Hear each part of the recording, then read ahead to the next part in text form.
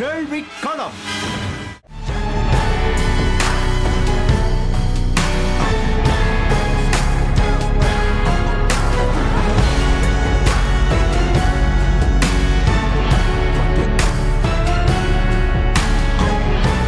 காரைக்குடி சட்டமன்ற உறுப்பினர் திரு மாங்குடி அவர்களுடன் ஒரு நேர்காணல். வணக்கம் நேயர்களே, இன்றைய கேள்வி களம் நிகழ்ச்சியில் கலந்து கொண்டு பல்வேறு கருத்துக்களை வழங்குவதற்காக காரைக்குடி சட்டமன்ற உறுப்பினர் காங்கிரஸ் கட்சியைச் சேர்ந்த திரு மாங்குடி அவர்கள் நம்மோடு இருக்கிறார்கள். வணக்கம் சார். சார், இப்போது இந்த சட்டமன்ற தொகுதிக்கு நீங்கள் எது போன்ற வாக்குறுதிகள் கொடுத்தீங்க, என்ன மாதிரியான நலத்திட்டங்களை செஞ்சுருக்கீங்க? இப்போ தமிழக அரசு, இப்போ நமது அரசு வந்து ஏற்கனவே தேர்தல் வாக்குறுதிகளாக கொடுக்கப்பட்ட ஏறக்குறைய 90% வாக்குறுதிகளை தமிழகம் முழுவதும் நிறைவேற்றியிருந்தாலும் காரைக்குடி என்னென்ன தொகுதிக்கு உட்பட்ட பகுதிகளில் அறிவிக்கப்பட்ட அனைத்துமே இங்கே நிறைவேற்றப்பட்டுள்ளது. பொதுவாக நமக்கு வேளாண் கல்லூரி, சட்டக்கல்லூரி, மினி டைட்டல் பார்க், அதே போன்று தீயணைப்பு நிலையம் புதுவையிலில், நமது காரைக்குடி தொகுதியில் காரைக்குடியில் வந்து மினி ஸ்டேடியம் போன்ற நிறைய திட்டங்களை வந்து மாண்புமிகு தமிழக முதல்வர் அவர்கள் தேர்தல் வாக்குறுதிகள் சொல்லப்பட்டதும் சரி, தேர்தல் வாக்குறுதிகள் சொல்லப்படாமல் நாங்கள் நேரடியாக மாண்புமிகு முன்னாள் மத்திய நிதியமைச்சர் அவர்களும் நமது பாராளுமன்ற உறுப்பினர் அவர்களும் நானும் சென்று நேரடியாக மாண்புமிகு தமிழக முதல்வர்களை சந்தித்து சட்டக்கல்லூரி வேண்டும் என்று கேட்டோம், வேளாண் கல்லூரி வேண்டும் என்று கேட்டோம். மாண்புமிகு நமது கூட்டுறவுத்துறை அமைச்சர் அவர்களும் அதற்கு உதவியாக இருந்து இந்த திட்டங்களை நமக்கு அளித்திருக்கின்றார்கள். அதேபோன்று மாண்புமிகு தமிழக முதல்வர்களிடம் இந்த மாநகராட்சியை தரம் உயர்த்த வேண்டும் என்று நான் சட்டமன்றத்தில் கோரிக்கை வைத்தேன். அதையும் மாண்புமிகு தமிழக முதல்வர் நிறைவேற்றி தந்திருக்கின்றார்கள். ஆகவே தேர்தல் வாக்குறுதிகளாக சொன்னாலும் தேர்தல் வாக்குறுதி சொல்லப்படாததையும் மாண்புமிகு தமிழக முதல்வர் அவர்கள் இந்த தொகுதிக்கு தேவையானது நிறைய எங்களுடைய கோரிக்கை ஏற்று, இதற்கெல்லாம் நமது மாண்புமிகு முன்னாள் மத்திய நிதியமைச்சர் அவர்களும் நமது பாராளுமன்ற உறுப்பினர் தான். அதற்கு முழுக உறுதுணையாக நமது கூட்டுறவுத்துறை அமைச்சர்கள் அவர்கள் நமக்கு இருந்திருக்காங்க. இதனால் நம்ம தொகுதியில் நிறைய திட்டங்களை நாங்கள் இந்த ஒரு 3.5 ஆண்டு காலத்திற்குள் திட்டங்களை கொண்டு வந்து, அதுவும் திட்டங்கள் அறிவிக்கப்பட்டது மட்டுமல்ல, அது தொடர்ந்து அந்த பணிகளும் நடைபெற்று கொண்டு இருக்கிறது. விரைவில் அது புது பொலியுடன் அனைத்துமே தொடங்க இருக்கின்றது. இப்போ வந்து நீங்கள் மாநகராட்சியாக தரம் உயர்த்ததுக்கு நீங்கள் தான் கோரிக்கை வச்சதாக சொல்கிறீங்க சட்டமன்றத்தில். அதுக்கான உள்கட்டமைப்பு வந்து காரைக்குடியில் இருக்குதா? மாநகராட்சிக்கான அனைத்து விதமான அடிப்படை வசதிகளும் செய்யப்பட்டிருக்கிறதா? ஏற்கனவே நகராட்சி, அப்புறம் வந்து 2ஆம் நிலை நகராட்சி, அப்புறம் முதல் நிலை நகராட்சியாக இருந்து இப்பொழுது மாநகராட்சி அறிவிக்கப்பட்டிருக்குது. அந்த மாநகராட்சிக்கான கட்டமைப்பு இனிமே தான் ஏற்படுத்தப்படணும். இருந்தாலும் நகராட்சி முதல் நிலை நகராட்சிக்கான கட்டமைப்பு அனைத்து வசதிகளும் இங்கே இருக்குது. அதில் எந்த குறைபாடும் கிடையாது. அதற்கு தமிழக அரசு நிறைய நிதிகளை கொடுத்துக்கிட்டு இருக்குது. இப்போ இந்த மாநகராட்சியை தரம் உயர்த்தப்பட்டதுனால இனிமேல் அதுக்கான தேவையான கட்டமைப்பு வசதிகள் செய்ய போகிறாங்க. இப்போ நீங்கள் சட்டக்கல்லூரியை கொண்டு வரது முயற்சி பண்ணுன்னு சொன்னீங்க, வேளாண் கல்லூரி வந்திருக்குன்னு சொல்கிறீங்க. இப்போ இந்த தொகுதி மக்கள் என்ன கேட்குறாங்கனாக்கா, ஒரு மருத்துவக் கல்லூரி கேட்குறாங்க, அதேமாதிரி ஒரு கால்நடை கல்லூரியும் கேட்குறாங்க. அதுக்கான முயற்சி எதாவது எடுத்துகிட்டு இருக்கீங்களா? மருத்துவக் கல்லூரிங்கிறது அரசின் மூலம் மாவட்டத்திற்கு ஒரு மருத்துவக் கல்லூரி அது சிவகங்கையில் வந்து அமையப்பட்டுள்ளது. கால்நடை மருத்துவக் கல்லூரிங்கிறது நமது முன்னாள் மத்திய நிதியமைச்சர் ஐயா ப. சிதம்பரம் அவர்களுடைய முயற்சியில் மாண்புமிகு தமிழக முதல்வர் அவர்களை சந்தித்து நிச்சயமாக அதை இந்த ஆண்டு கோரிக்கை வைக்கலாம் என்று மாண்புமிகு நம்ம தலைவர் அவர்கள் சொல்லியிருக்காங்க. நானும் மாண்புமிகு முதல்வர் அவர்களிடம் கோரிக்கையை ஏற்கனவே வைத்திருக்கேன்.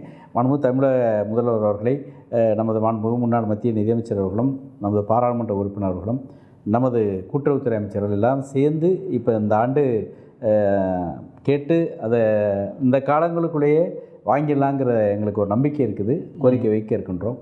அது நிச்சயமாக அது வந்துட்டால் எல்லா கல்லூரியிலும் இங்கே இருக்குது. இப்போ அதே மாதிரி அவங்க என்ன சொல்கிறாங்கன்னா, மாநகராட்சியாக தரம் உயர்த்தப்பட்ட பட்சத்தில் வந்து எங்களுக்கு வந்து ஒரு ஷேர் ஆட்டோக்கள் வந்து வந்தால் நல்லாயிருக்கும், பொது போக்குவரத்துக்கு அந்த முயற்சி வந்து நாங்கள் எங்களுடைய எம்எல்ஏ எடுக்கணும் அப்படிங்கிற மாதிரி மக்கள் சொல்கிறாங்க. அதை பற்றி என்ன நினைக்கிறீங்க? அதுக்கான கோரிக்கையை வைப்பீங்களா? இது ஏற்கனவே நான் சட்டமன்ற உறுப்பினராக தேர்ந்தெடுத்த உடனேயே வந்து ஷேர் ஆட்டோ வேணும்னு மக்கள்கிட்ட கோரிக்கையில் வந்தது. அது நமது தொழில் வணிகக் கழகம் முதல் நமது வியாபார பெருமக்கள்லாம் கொடுத்தாங்க. நம்ம காரைக்குடியினுடைய வியாபார பெருமக்கள்லாம் அதை நான் முதலமைச்சர் கவனத்துக்கு கொண்டு சென்றேன். நமது மாண்புமிகு அந்த துறையினுடைய அமைச்சர்களின் கவனத்துக்கு கொண்டு சென்றேன். இங்கே வந்து அது கேஸு நீதிமன்றத்தில் இருக்குது. அது வந்து நீதிமன்றத்தில் ஆட்டோ உரிமையாளர்கள்லாம் வந்து ஷேர் ஆட்டோ வந்து எங்களுடைய வாழ்வாதாரம் பாதிக்கும்னு கோரிக்கை வச்சுருக்காங்கன்னு சொல்லி அது தடை செய்ய நிறுத்தப்பட்டுள்ளது.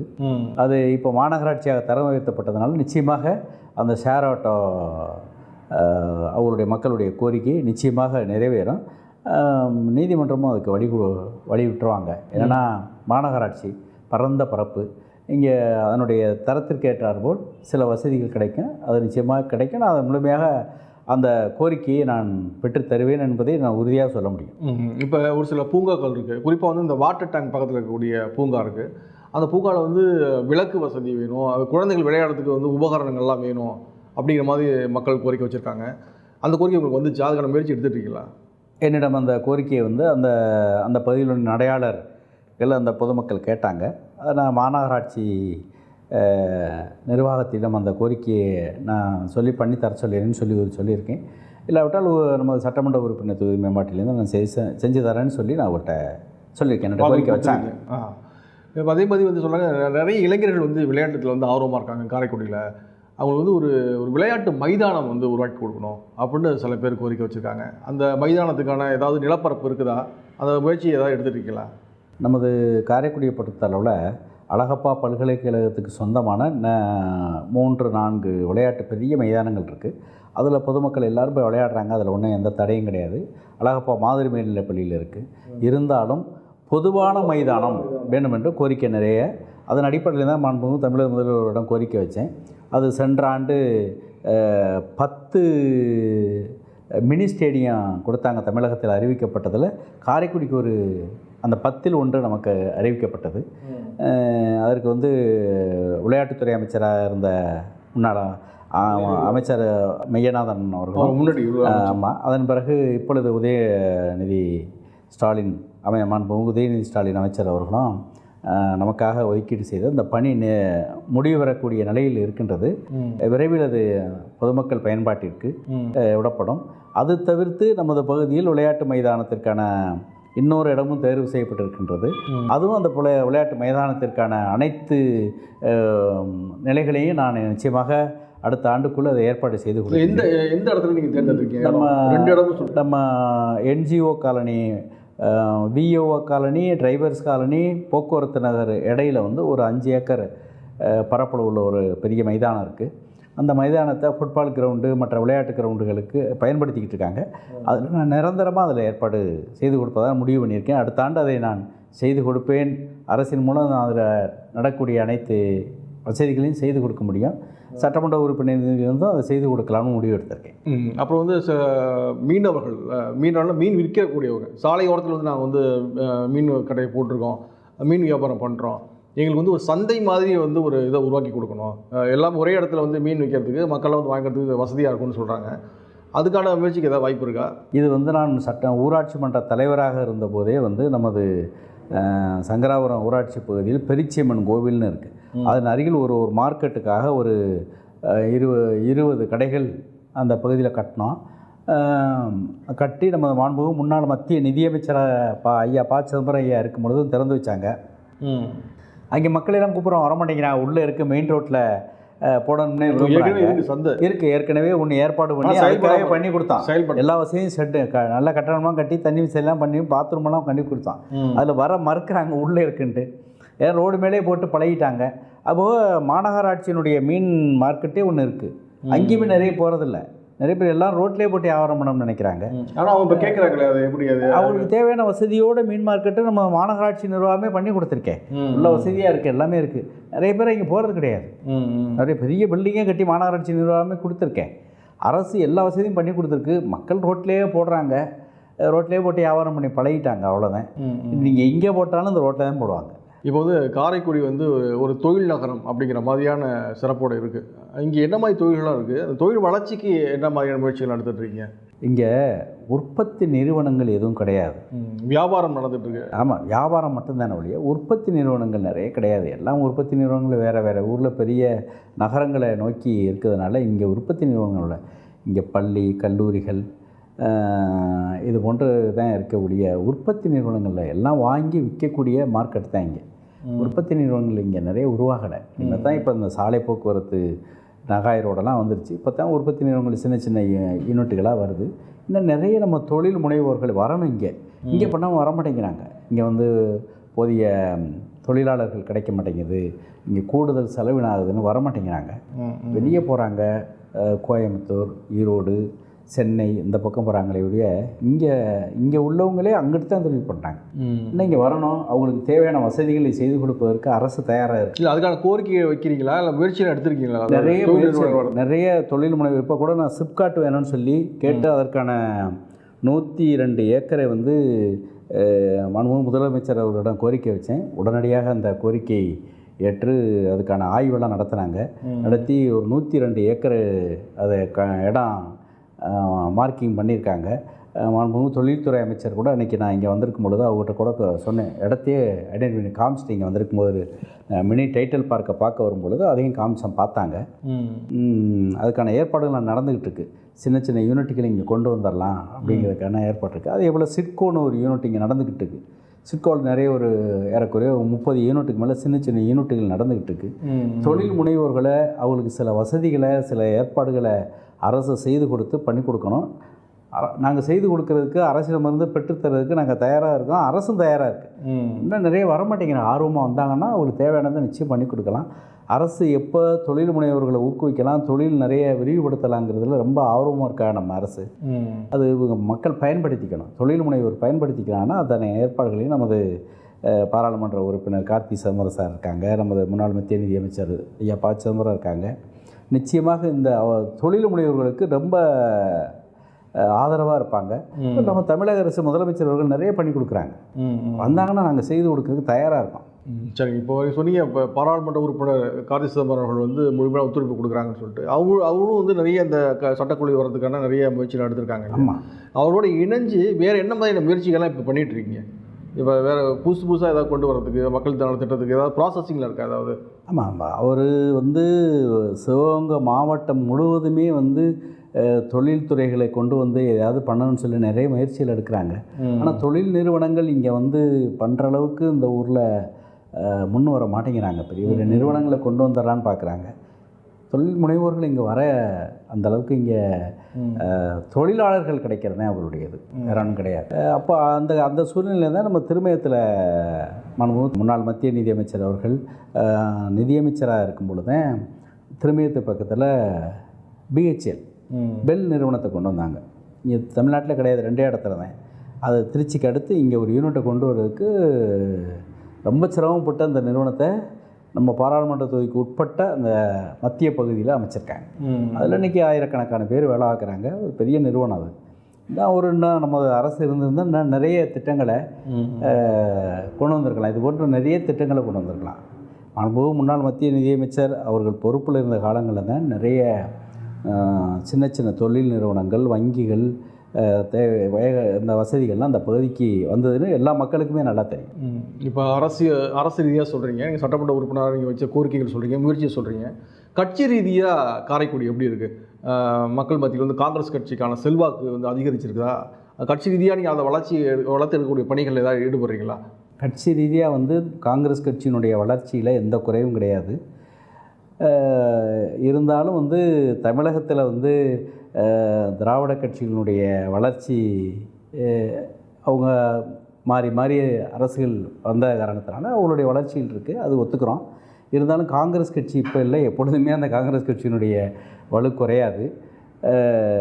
ஒரு நேரம் ஆட்சியில் இல்லைனாலும் அடுத்த ஆட்சி நிச்சயமாக வருங்கிற நம்பிக்கை இருக்கின்றது. அதனால் காங்கிரஸ் கட்சி தமிழகம் முழுவதும் பரவலாக எந்த குறைபாடும் இல்லை.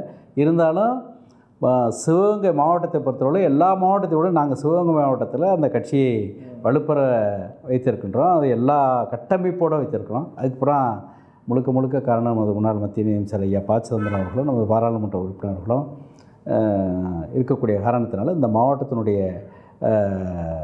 நிறைய அந்த கட்டமைப்பு நல்லா குறைவே இல்லை. இப்போ அவர் நம்ம தமிழக காங்கிரஸ் கமிட்டி தலைவர் செல்வப்பிரதியோட சொல்கிறாங்க, இப்போ 2000 ரூபாய் தான் மழை நிவாரணத்துக்கு அறிவிக்கும் போது அதை வந்து கூடுதலாக உயர்த்தி தரணும்னு நாங்கள் சட்டமன்றத்தை வலியுறுத்துவோம் அப்படின்னு சொல்கிறாங்க. அது பொதுவான மக்கள் பிரச்சனை சம்மந்தமாக கூட கூட்டணியில் இருக்கும் அப்படிங்கிறதுக்காக இல்லாமல் சில வலியுறுத்தல்களை வந்து முன்வைக்கிறாங்க. மக்கள் பிரச்சனையில் நீங்கள் சட்டமன்றத்தை வந்து குரல் கொடுத்துருக்கலாம் இந்த மாதிரி பொதுவான மக்கள் பிரச்சனையில்? கோரிக்கை வைக்கிறது வேற, மக்கள் பிரச்சனைக்கு ஆதரவாகவோ இல்லை ஒரு அரசியலோட முடிவுக்கு வந்து மக்களை பாதிக்கும்னா அதுக்கு எதிர்த்தோ வந்து ஏதாவது கருத்து சொல்லியிருக்கீங்களா? அந்த மாதிரியான விஷயங்களை வந்து முன்னெடுத்திருக்கீங்களா? நம்ம கூட்டணி கட்சியாக இருந்தாலும் அது தேர்தல் காலங்களில் கூட்டணி, மற்ற நேரங்களில் கூட்டணி இருந்தாலும் மக்கள் பிரச்சனைன்னு வரும்போது அது கூட்டணி கட்சியாக இருந்தாலும் எடுத்து சொல்லக்கூடிய கடமை, மக்களுக்காக எடுத்து சொல்லக்கூடிய கடமை. அது எதிர்ப்பாக சொல்கிறது கிடையாது. மக்களுடைய கோரிக்கை, மக்களுக்கு தேவையான வசதி அப்படிங்கிறத எடுத்து சொல்லத்தானே வேணும். அதனால் வந்து நிறைய காலகட்டங்களில் வந்து சொன்ன பல்வேறு கட்டங்களில் பல்வேறு எல்லாம் எங்களுக்கு கொண்டு வந்து தருவாங்க. அது மாதிரிலாம் பேசணும், அரசு சம்மந்தப்பட்ட அதிகாரிகளுடையது மற்ற இதுகளெல்லாம் சொல்லுவாங்க. பொதுமக்களுடைய கோரிக்கைகள் எடுத்து சொல்லுவோம். கட்சி கூட்டணி வேறு, மக்கள் நலத்திட்டங்கள் வேறு. மக்களுக்காக நம்ம சொல்லக்கூடிய கடமைகள்லேருந்து நாங்கள் எந்த விதத்திலும் தவறலை. அதேபோல் எங்களுடைய மாநில தலைவர் நான் செல்வப்பிரந்தை அவர்களும் சட்டமன்றத்தில் கூட்டணி இருந்தாலும் மக்களுக்கான தேவைகளை, மக்களுக்கான கோரிக்கைகளை அங்கே எந்த இதுலேயும் அவர் குறையில்லாமல் பேசிடுவாங்க. நீங்களும் பேசுகிறீங்க, நாங்களும் பேசுவோம். எல்லா சட்டமன்ற உறுப்பினர்களுமே அந்தந்த பகுதிகளுக்கு தேவையான இதுகளை சொல்லுவோம். பொதுவாக ஏதாவது சொன்னாங்கன்னா நாங்கள் சொல்லுவோம். அதுக்கு நமது அகில இந்திய காங்கிரஸ் கட்சியினுடைய தலைவர் இருக்காங்க, நம்ம இளந்தலைவர் ராகுல் காந்தி இருக்காங்க. இதெல்லாம் வந்து அகில இந்திய லெவலில் கூட்டணி கட்சிங்கிறது வேறு. அந்தந்த அரசியல்கிட்ட கூட்டணி கட்சியாக இருந்தாலும் மக்கள் தேவைகளை எடுத்து கூறுவதில் அது குறை வைக்க மாட்டாங்க. அதே போல் நம்ம தமிழ்நாடு காங்கிரஸ் கட்சியினுடைய தலைவர் வந்து அதில் எல்லாம் எந்த குறையும் வைக்க மாட்டார், எடுத்து சொல்லுவார். இப்போ எப்படி நமது பாராளுமன்ற உறுப்பினர் கார்த்திகை சிதம்பரம் சார் வந்து கட்சி கூட்டணி இருந்தாலும் மக்களுடைய தேவைகள், மக்களுடைய கோரிக்கைகளை எடுத்து கூறுறாருல, அது வந்து அரசோவுகளாக வந்து வருத்தப்பட போகிறது கிடையாது. மக்களுடைய தேவைகளை எடுத்து சொல்லுவாங்க. அதில் நாங்கள் எந்த விதத்துலேயும் மக்களுக்கான தேவைகளை நாங்கள் எடுத்து கூறுவதில் குறை வைப்பதே கிடையாது. இப்போ திமுக, காங்கிரஸ் போன்ற கட்சிகள்லாம் கூட்டணி அமைச்சு தேர்தல் சந்திச்சிருக்கீங்க. வரக்கூடிய தேர்தலையும் வந்து அதே மாதிரி தான் சந்திக்க போகிறோம் அப்படின்ற மாதிரி எல்லா கட்சியும் சொல்கிறாங்க. கூட்டணி வலுவாக இருக்கிறது அப்படிலாம் சொல்கிறாங்க. இந்த தொகுதியில் மற்ற கட்சியினுடைய, தோழமை கட்சியினுடைய ஒத்துழைப்பு வந்து உங்களுக்கு எந்த அளவுக்கு கிடைக்குது? முழுமையாக தோழமை கட்சியினுடைய ஒத்துழைப்பு ஆரம்ப கட்டத்தில் எப்படி இருந்துச்சோ அதே போல் இருக்குது. அதெல்லாம் எந்த குறைபாடும் கிடையாது. திராவிட முன்னேற்றக் கழகம், இந்தியா கூட்டணியுடைய திராவிட முன்னேற்றக் கழகத்தினுடைய கூட்டணி வலுவாக இருக்கின்றது. அதில் எந்த குறையும் சொல்ல முடியாது. எல்லா தலைவர்களும் எல்லா நல்ல ஒற்றுமையோடு இருக்காங்க. எந்த விதத்திலையும் அதை குறைக்கவே முடியாது.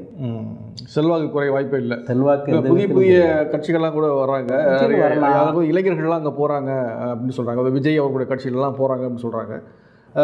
உங்களுக்கு எப்படி தோணுது? அதனால் இந்த கூட்டணிக்கோ இல்லை கட்சிக்கோ, காங்கிரஸ் கட்சிக்கோ ஏதாவது இழப்பு வர வாய்ப்பு இருக்கா? இளைஞர்கள் அங்கே தான் நோக்கி போகிறத தடுக்கிறதுக்கு ஏதாவது செய்யணுன்ற மாதிரி இருக்காங்க, கோரிக்கை இருக்காங்க உங்கள்கிட்ட?